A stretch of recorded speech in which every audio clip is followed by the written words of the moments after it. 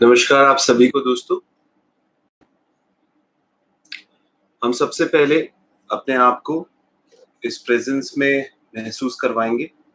एक भाव जिसमें हमारे जो विचार हैं, जो हम हृदय के अंदर बहुत ज़्यादा इमोशंस में रहते हैं, हम बुद्धि के अंदर जो बहुत ज़्यादा इंटेलिजेंस या लॉजिक्स के अंदर घूमते रहते हैं, आप अपने आप को योगा रूढ़ बनाइए।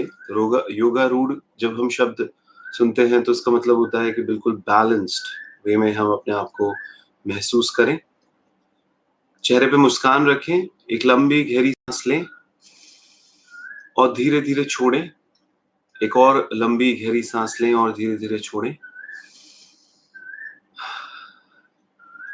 इतनी खूबसूरत सुबह है दोस्त। मेरा ये जो आउट हाउस है, मेरा जो घर के बाहर एक कमरा है गार्डन के अंदर, यहाँ पे कोयल की आवाज आती है, जो दूब है जिस पे मैं नंगे पैर चलता हूँ, इतनी खूबसूरत सुबह। तो लोग मुझसे पूछते हैं कि आप हमेशा से कहते हैं नमस्कार आप सभी को, मैं इस खूबसूरत सुबह आपका स्वागत करता हूँ। तो निश्चित ही कितनी खूबसूरत सुबह है कि उसको कहे बिना मैं नहीं रह पाता। जो लोग अगर बिस्तर पे हैं, औंधे पौंधे हैं, कोई हो सकता है ना कि बिल्कुल क्रोकोडाइल की तरह अपने बिस्तर पे अभी भी लेटे हैं, आप थोड़ा उठिए और एक लंबी गहरी सांस लेंगे इस खुशनुमा सुबह, तो आप महसूस करेंगे उस अमेजिंग नेचर को। और वो एक बहुत अच्छा तरीका है उस ईश्वर को, उस परमात्मा को याद करने का। वो यूनिवर्सल इंटेलिजेंस हर जगह व्याप्त है, इसके प्रति रिमेम्बरिंग को बढ़ाना। तो आज का जो टॉपिक है दोस्त, बहुत ही अमेजिंग टॉपिक है और वो है स्मरण। हम कभी भी कोई भी किताब पढ़ रहे हैं, रिलीजियस सो कॉल्ड स्पिरिचुअल किताबें, सो कॉल्ड इसलिए क्या होगा क्योंकि लोग ज्यादातर चीजों को रिलीजियस तौर पे ही तो लेते हैं, रिचुअल्स तौर पे, कि अच्छा ये हिंदू की किताब है, ये मुस्लिम की किताब है, ये क्रिश्चियन की किताब है। पर हम आपसे ये कहना चाहेंगे कि अगर हम एक बार के लिए रिलीजन से ऊपर उठकर चीजों को स्पिरिचुअलिटी पे देखें, आध्यात्म पे देखें, तो हम समझ पाएंगे कि हो सकता है अलग अलग घाट बना रखे हो। जैसे आपने कभी गंगा नदी को देखा है वाराणसी में और जगहों पर, तो बहुत सारे घाट बनाए हुए होते हैं। और अगर गंगा में प्रवेश करना होता है तो बहुत सारे घाटों पर जाके गंगा में प्रवेश किया जा सकता है। तो अब बात ये आती है कि आपका घाट कौन सा है। हो सकता है आपका हिंदुओं का घाट हो सकता है आपका मुस्लिमों का घाट हो सकता है आपका क्रिश्चियन का घाट हो। घाट अलग अलग हो सकते हैं दोस्त, पर जो गंगा बह रही है वो उस पिता परमेश्वर की, यूनिवर्सल इंटेलिजेंस की, जो एक प्रेम बहता है ना, वो तो सेम ही होता है ना, वो तो बह रहा है। किसी भी घाट से उतर जाए, अलग अलग घाट है। ये कहना कि मेरा घाट तेरे घाट से अच्छा, तो फिर तुम घाट पे रह जाओगे भाई, तुम गंगा तक पहुंच कैसे पाओगे? घाट घाट पे ही रह जाओगे, मतलब तुम्हारे दिमाग में घाट का स्मरण रहेगा, गंगा का स्मरण नहीं रहेगा, क्योंकि तुम्हारे दिमाग में क्या है, मेरा घाट सबसे अच्छा। तो स्मरण करना और वो भी सतत करना, आर्ट ऑफ रिमेम्बरिंग कैसी है दोस्त, हर वक्त है। तो कई बार हमसे लोग पूछते हैं कि यदि हर वक्त भगवान के ध्यान में रहना आसान है? क्योंकि हम लोग काम भी करते हैं, अपना जॉब कर रहे हैं, परिवार का ध्यान रखते हैं, हेल्थ का ध्यान रखते हैं, तो इन सब में बहुचित्त हो जाता है ना, कि जब हम हेल्थ पे ध्यान दे रहे हैं, बॉडी पे ध्यान दे रहे हैं, तो हम बॉडी आयामी हो जाते हैं, है ना, शरीर आयामी। क्योंकि हमारे जो दिमाग के कन्विक्शंस हैं वो शरीर पे ज्यादा चले जाते हैं। जब हम लोग परिवार पे ध्यान दे रहे हैं तो हमारे रिश्ते आयामी हो जाते हैं, रिश्तों पे ध्यान देने लग जाते हैं। तो ये सब चलता रहता है। तो फिर किस तरीके से सतत उस ऊपर वाले के ध्यान में रहें, उस यूनिवर्सल इंटेलिजेंस को अपने अंदर हर वक्त महसूस करें। बहुत सारे संप्रदायों ने बहुत सारी बातें बताई। क्रिश्चियंस रोजरी पर भगवान का नाम लेने को कहते हैं, तो तस्बीह पर, अल्लाह को याद करने पे को मुस्लिम्स कहते हैं, और हिंदुओं के अंदर भी नाम जप की बहुत महिमा बताई गई है दोस्तों। तो आपको ये समझना है कि ठीक है, भगवान को याद करने का वो एक तरीका है। पर आपसे मैं पूछूंगा, कितनी बार आप भगवान को भूलते हैं? इसको थोड़ा ऑपोजिट वे में लेते हैं कि अभी बात ये नहीं करते कि याद कितना करते हैं। एक बार के लिए सोचिए, क्या भगवान को पूरे दिन में भूलते कितनी बार हैं? आपको एहसास होता है कि सही में एक यूनिवर्सल इंटेलिजेंस है जिसने मेरे अंदर एक इंट्यूशन, एक गट फीलिंग दी है। मेरे अंदर से कुछ आवाज आती है, अंदर से यानी बॉडी से नहीं, जो आपके डीपर आई से आवाज आती है। उस आवाज को जब मैं थोड़ा सा महसूस करूं, और धीरे धीरे ये जो थोड़ा थोड़ा महसूसियत है, ये बहुत ज्यादा में परिवर्तित होगी दोस्त। तो कहा जाता है कि तुम अगर किसी को भूल रहे हो तो वो तुम्हें याद आएगा, तुम्हें कोई याद आता है तो तुम उसे भूलोगे, और ये एक दूसरे के साथ बड़ा कनेक्टेड चलता रहेगा। तो ऐसे कहा जाता है कि तुम क्यों ना भूलने और याद रखने से ऊपर उठो। स्मरण को यानी जो रिमेम्बरिंग है, उसको क्या तुम सतत कर सकते हो? जैसे सांस अंदर जाती है और सांस बाहर आती है, इस तरीके से क्या स्मरण भी चलता रहे? कोई भी काम आप जो कर रहे हैं,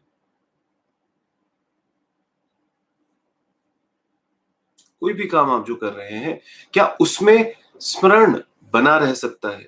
क्या वो याद बनी रह सकती है, वो रिमेम्बरिंग की?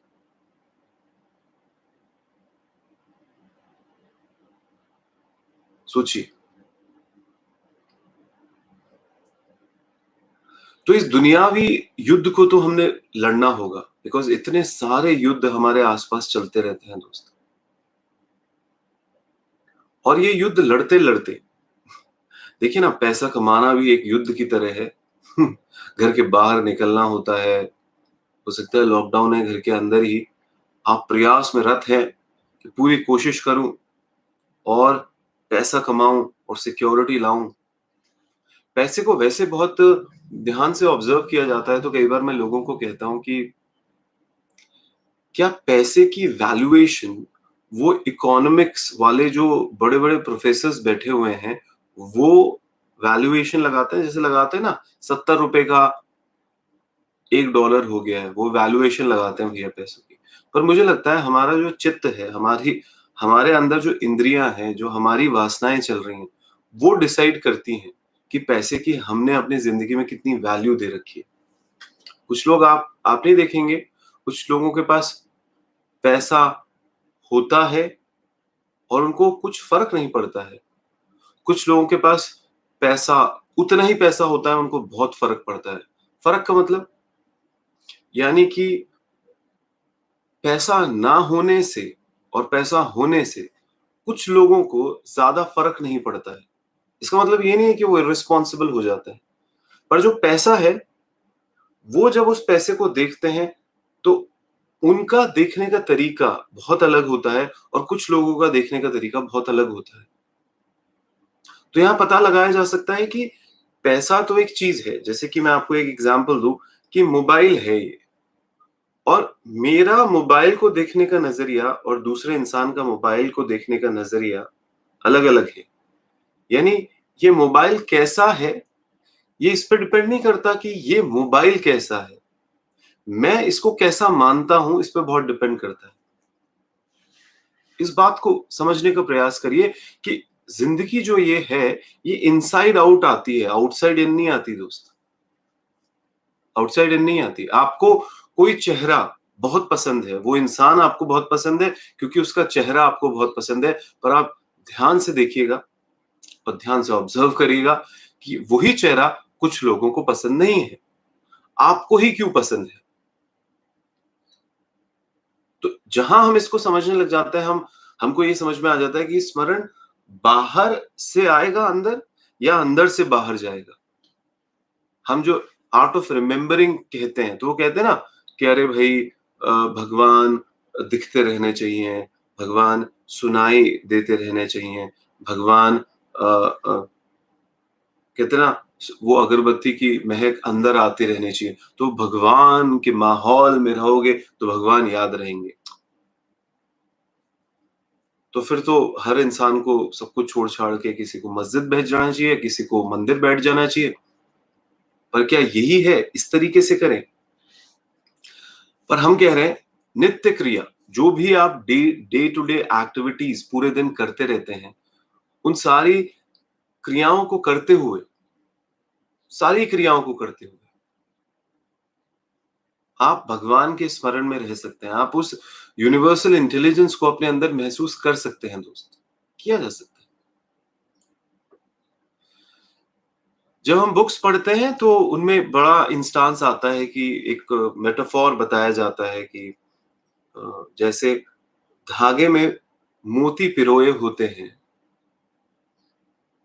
और जैसे धागा निकाल लो सारे मोती बिखर जाएंगे। वैसे हमारा अस्तित्व जो है, जो भी हमारा अस्तित्व है, वो पूरी तरीके से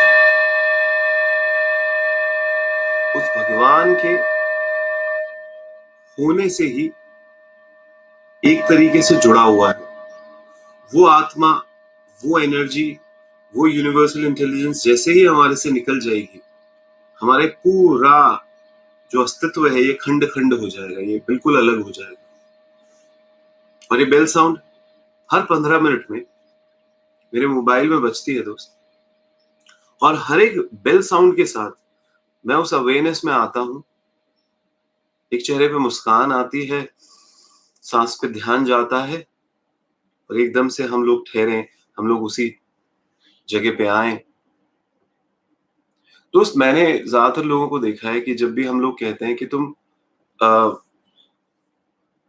सही में अपने डीपर आई में रह पाते हो, तो बोलते हैं हाँ, मैं जब सुबह मेडिटेशन करता हूँ तब मैं डीपर आई में रह पाता हूँ। डीपर आई का मतलब होता है दोस्त अपने अंत अंत में अंतःकरण में, यानी कि आप माइंड में, अपनी बॉडी में नहीं उलझे हुए, आप थोड़ा उससे बियॉन्ड हो और आप अपने इंट्यूशंस तक, गट फीलिंग्स तक अपने आप को महसूस करवा पा रहे हो। तो लोगों के साथ क्या है दिमाग में कि यदि वो कहीं छुट्टी मनाने जाएंगे रिजॉर्ट में, जहाँ शांति होगी, वहां पे वो अपने अंतःकरण में जा पाएंगे। लोगों के साथ क्या है कि अगर वो सारी की सारी चीजों को त्याग देंगे और हिमालय पे भाग जाएंगे, तो वो अपने अंतःकरण में जा सकते हैं। तो आप एक बार सोचिए कि ये जो भाव है, ऐसे वेकेशन मनाने जाता है ना कोई इंसान कि अपने काम में बहुत मारकाट मचा ली, अब इतनी मारकाट मचा ली है, तो अब पाप धोने के लिए मैं क्या चलूं, मैं गंगा स्नान कर आऊं, कुंभ मेले में जा आऊं, हज कर आऊं और जो करना है वो करूं अपनी जिंदगी में, बस थोड़े समय के लिए कुछ कर आऊं जिससे सबके सब पाप धुल जाएं। ये थॉट ही तो हमारे को उस आर्ट ऑफ रिमेम्बरिंग को समझने नहीं देता दोस्त। जब हम कहते हैं कि भगवान के ध्यान में रहना, तो कबीर जी की बात याद आती है। कबीर जी कपड़ा बनाते थे और उनके रोम रोम से राम राम राम का भाव निकलता था कपड़ा बनाते हुए। वो कपड़ा बेचने जाते थे, दौड़े दौड़े जाते थे।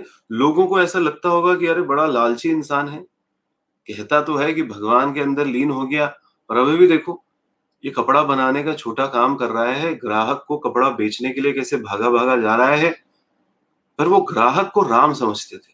बोला राम आया, राम आया, और कहते थे राम मेरे कपड़े का ध्यान रखना। तो बात ये है दोस्त कि कबीर भी उस रियलाइजेशन में आने के बावजूद भी जो काम कर रहे थे वो करते रहे, पर काम करते करते नित्य उसके ध्यान में रहे, उसको बेचते वक्त भी ध्यान में रहे, उसको बनाते वक्त भी ध्यान में रहे, हर वक्त। तो ये आर्ट ऑफ रिमेम्बरिंग जो है, जो आज का टॉपिक है, स्मरण, स्मरण करना, सतत उसके स्मरण में रहना, इसको समझिए दोस्तों थोड़ा सा, कैसे रहा जा सकता है। सबसे पहली चीज तो मैं आपको कहूंगा कि क्या आप उस ऊपर वाले को सिर्फ और सिर्फ किसी प्रयोजन से याद करते हैं? प्रयोजन का मतलब समझते हैं दोस्त? हम लोगों के साथ क्या होता है कि हमारे दिमाग में कोई प्रयोजन चलता रहता है। प्रयोजन का मतलब मैं आपको इस तरीके से कहूंगा कि बचपन से ही हमारे अंदर ये भाव नहीं डालते, पेरेंट्स नहीं बोलते, देख बेटा, पूजा करेगा, भगवान के पास रहेगा तो तेरे अच्छे मार्क्स आएंगे, अगर तू पूजा नहीं करेगा तो तेरे बुरे मार्क्स आएंगे। अब क्या होगा दोस्त, अगर अच्छे मार्क्स आ गए तो उस बच्चे को क्या लगेगा कि पूजा करने से अच्छे मार्क्स आते हैं, यानी ये तो एक चापलूसी टाइप हो गई, ये तो एक बिजनेस हो गया। ये तो नहीं कि हम किसी किसी बड़े व्यक्ति के आगे पीछे डोलें, उसको मस्का लगाएं तो वो इंसान क्या है, हमारे लिए कुछ करके दे दे। क्या भगवान और आपका रिश्ता इस तरीके का है दोस्त? क्या आप भगवान के सामने सिर्फ भीख मांगने जाते हैं?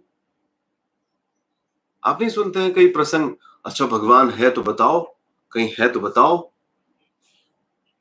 यानी भगवान चमत्कार दिखाएगा तो भगवान है, अगर वो चमत्कार नहीं दिखाएगा तो भगवान नहीं है।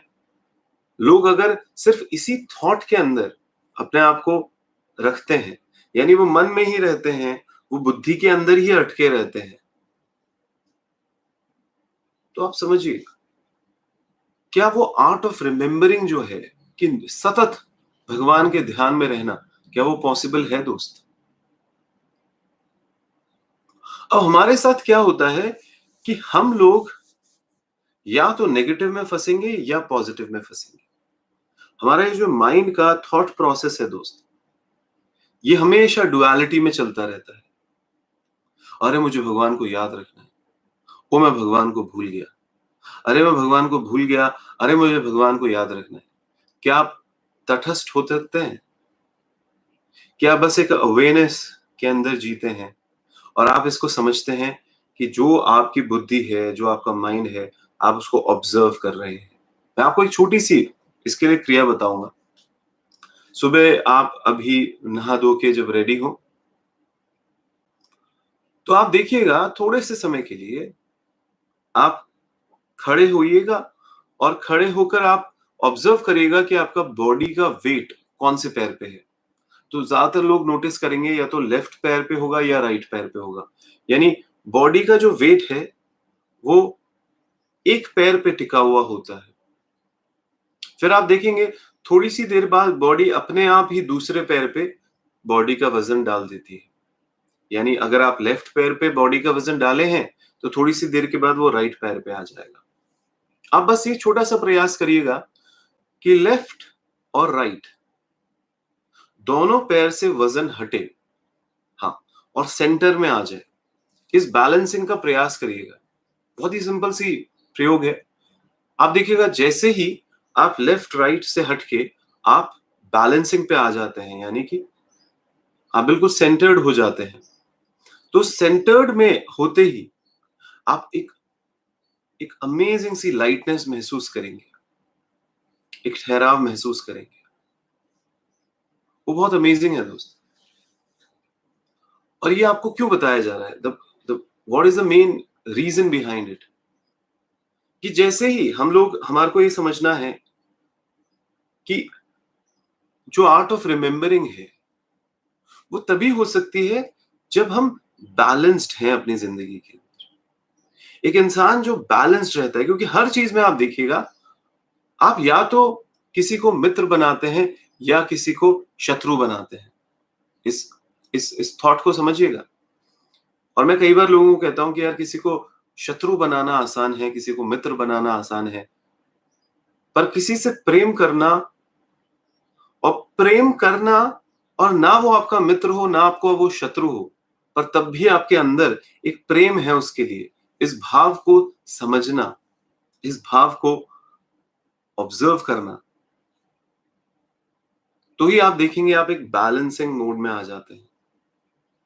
और वो जो एक समदर्शिणा होता है, चीजों को देखने के लिए तटस्थ भाव, कि नहीं तो हम लोग नहीं करते दोस्त। कोई कमरे में जैसे एंटर करता है पहले ही हमारे दिमाग में उसके प्रति एक जजमेंट होता है। हो सकता है उस वक़्त नहीं बनाया हो, पर हमारे माइंड ने कोई ना कोई मेमोरी हमारे अंदर रख रखी है कि इस तरीके का, इस फेस का इंसान मुझे पसंद नहीं है, इस तरीके की खुशबू का इंसान मुझे पसंद नहीं है, फला-फला हो सकता है, इस तरीके के कपड़े पहनने वाला मुझे बिल्कुल भी अच्छा नहीं लगता। तो क्या होगा? हम उसके शत्रु बनेंगे, यानी हम उसके साथ नहीं रहना चाहेंगे। और कुछ होंगे जिनको देखते ही हमारे को मित्र बनाने का मन करेगा। हम कहते हैं एक बार के लिए मित्र भी ना बनाएँ, एक बार के लिए शत्रु भी ना बनाएँ, एक बार के लिए बैलेंस हो जाइए। अब लोग हो क्या रहे हैं, जो हार्ट में खेल रहे हैं, जो अपने दिल से सोचते हैं, ये दिल वाले लोगों के साथ होता क्या है दोस्त? ये कोई भी चीज़ जो देखेंगे अपनी ज़िंदगी में, उसके अंदर क्रिएटिविटी को बहुत हावी कर लेते हैं, यानी कि वो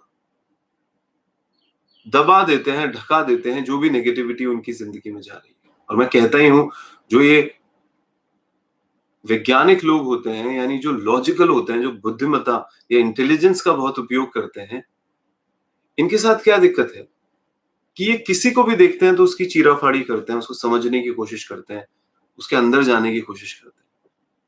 तो हम यहाँ पे आपको क्रिएटिव या फिर लॉजिकल बनने की बात नहीं कर रहे, हृदय और बुद्धिमत्ता की बात नहीं कर रहे, उसके थोड़े से बियॉन्ड जाना, डीपर आई के अंदर अपने आप को महसूस करना। और मैं कहता हूँ ना दोस्त, मैं निरंतर लोगों को कहता हूँ कि एक बेल का साउंड जो आता है, हर एक बेल के साउंड के साथ आप महसूस करें,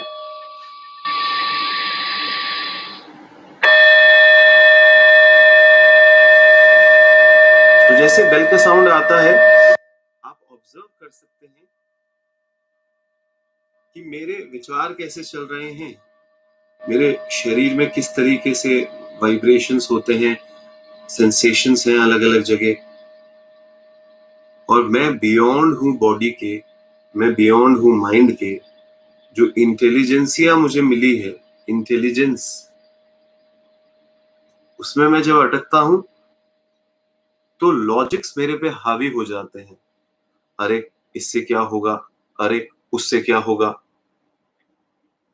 और जब मैं दिल में अटकता हूँ तो मेरे मन में क्या होता है, बिना लॉजिक के मैं क्या करता हूँ, इसी से होगा। तो जब इंसान इस तरीके से अटकता है तो क्या होता है, मैं हमेशा से कह रहा हूं आपको, मेरी पिछली 22 क्लासेस हो चुकी हैं, 23वीं क्लास है दोस्त। उसके अंदर हम निरंतर ये बोले जा रहे हैं कि यूटिलिटेरियन मत बनाइए भगवान को। यानी भगवान को सिर्फ एक यूटिलिटी बना के रख दिया है हम लोगों ने। और यूटिलिटी का मतलब क्या है दोस्त? यूटिलिटी का मतलब ही यही है कि हम सिर्फ और सिर्फ किसी प्रयोजन से भगवान को भजते हैं कि मुझे ये चाहिए तो भगवान की जरूरत पड़ेगी, मुझे अभी कुछ नहीं चाहिए तो मुझे भगवान की जरूरत नहीं पड़ेगी। और यदि हमारे को हर एक सांस के अंदर, हर एक भाव के अंदर उस भगवान को अगर महसूस करना है अपने अंदर, उसको सतत अपने अंदर ऑब्जर्व करते रहना है, तो आपको समझना होगा कि जब भी आप एक अवेयरनेस में रहते हैं, एक जागरूकता में रहते हैं, और जितना हो सके उस जागरूकता में रहने की कोशिश करिएगा दोस्त, तो आपको पता चलेगा कि हर एक चीज जो आपके आसपास घटती है, हर एक चीज जो आपके आसपास घटती है, आपको उसके अंदर एक अंश दिखने लग जाएंगे। उसके अंदर आपको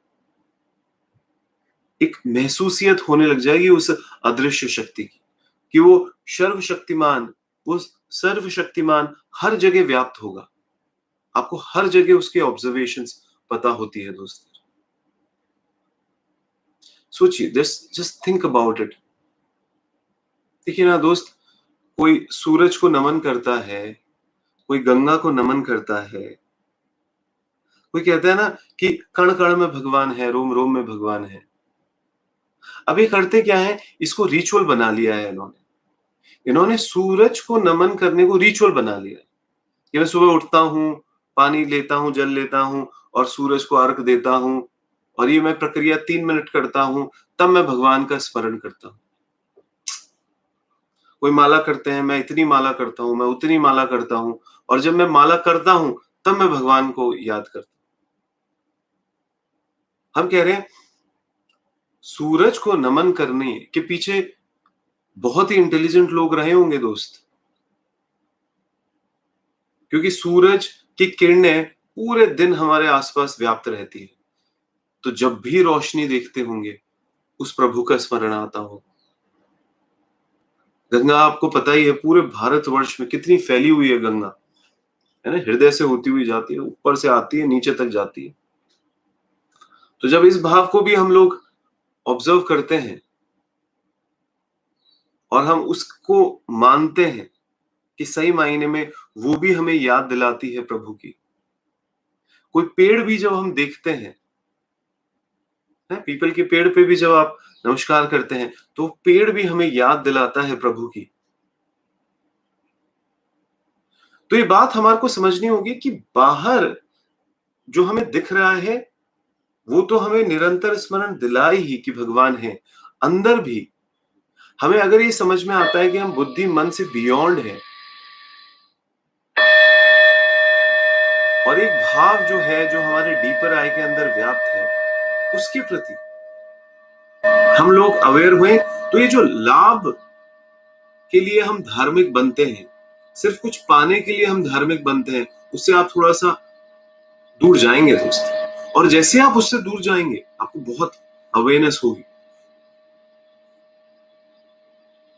रिमेंबरिंग गॉड, उसके स्मरण में रहना, सारे धर्म त्याग के तू मेरी शरण में आ जा, तू इस प्रोसेस से प्यार कर,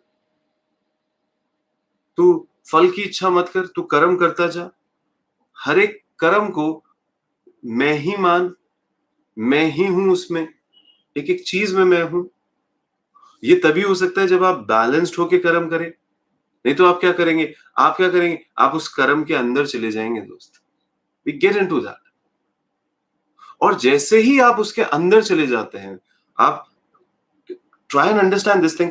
हमने अगर बहुत ज्यादा दिल लगा लिया किसी चीज से और हमने बहुत ज्यादा दिल हटा लिया किसी चीज से, तो फिर तो कर्ता का भाव आ गया ना दोस्त, अहंकार आ गया ना, हम एक्स्टैब्लिश हो गए ना। लोग मुझे कहते हैं ना, मैं बार बार कहता हूं कि सुबह उठना हमारे लिए मुश्किल है, नहा धो के कोई सत्संग सुनना हमारे लिए मुश्किल है। तो मैं लोगों को कहता हूं कि भाई, जब आप इंटेलिजेंस और मन को, अपने हार्ट को हावी रखेंगे ना अपने ऊपर, तो जो इंटेलिजेंस है वो तो क्या है, विकल्प चुनती रहेगी। उठूं नहीं उठूं, नहीं उठूं में कई बार ये जीत जाता है विकल्प, उठना कई बार ये जीत जाता है। इनमें फंसे रहते हैं हम, चॉइसेस ही लेते रहते हैं। सुनूं नहीं सुनूं, ये सुनूं नहीं सुनूं, ये अच्छा लगता है वो बुरा लगता है। आज में आपको मेरा चेहरा अच्छा लग रहा होगा, कल को आपको बुरा लग सकता है। हो सकता है आज किसी को बुरा लग रहा हो, कल आपको फिर अच्छा लगेगा। ऐसे ही चलता रहता है, द्वंद चलता रहता है। तो द्वंद में क्या होता है, इंसान फंसा हुआ होता है। वो सही मायने में निर्णय थोड़ी ना लेता है, वो तो ऊपरी सतह से क्या होता है, एक कंफ्यूज्ड सोल की तरह घूमता है अपनी जिंदगी में। और एक कंफ्यूज्ड सोल निरंतर सतत रिमेम्बरिंग में कैसे रह सकता है भगवान की? पॉसिबल ही नहीं। पर जब हम थोड़ा सा इस विचारों के बादल के बियॉन्ड जाते हैं, हम इस भावनाओं को, जो केमिकल लोचे हो रहे हैं हमारे शरीर के अंदर, उसके बियॉन्ड जाते हैं। क्योंकि केमिकल लोचे ही तो हैं दोस्त। आप शीशा मत देखिए थोड़े समय तक, आपको ये भी एहसास होना भूल जाएंगे कि आपकी उम्र बढ़ रही है। उम्र तो शरीर की बढ़ रही है ना, चेतना की उम्र थोड़ी ना बढ़ती है दोस्त। पर क्योंकि हम बॉडी कॉन्शियस हो जाते हैं तो हम बॉडी पे ध्यान लगा देते हैं। हम माइंड कॉन्शियस हो जाते हैं तो दिमाग के अंदर जो विचार आ रहे हैं उसी में फंसे रह जाते हैं। पर जब आप डीपर आई कॉन्शियस हो जाएं, आत्मा कॉन्शियस हो जाए, सोल कॉन्शियस हो जाए, स्पिरिट कॉन्शियस हो जाए, रूह कॉन्शियस हो जाए, तो आप देखेंगे कि आपने एक बार जो विचार, जो जो स्मरण आपने अपने अंदर एक्स्टैब्लिश कर लिया है, धन्यवाद धन्यवाद भाव, जो बहुत ग्रैटिट्यूड का भाव, तो आपको हर एक चीज में, चाहे वो चीज नेगेटिव हो पॉजिटिव हो, जो भी चीज घट रही होगी, आप सिग्नल्स देख सकते हैं, आप उस अदृश्य शक्ति को वहां पे व्याप्त देख सकते हैं दोस्त। और तभी हम लोग समझेंगे कि डेस्टिनेशन नहीं है दोस्त। हम हमेशा, हमारा मन कैसा है, हमारे को दौड़ाता रहता है, देख अभी रुक जा, अभी ये सेकंड वेव आ गई ना लॉकडाउन की, अभी रुक जाइए, जब खत्म होगा सब कुछ ठीक हो जाएगा।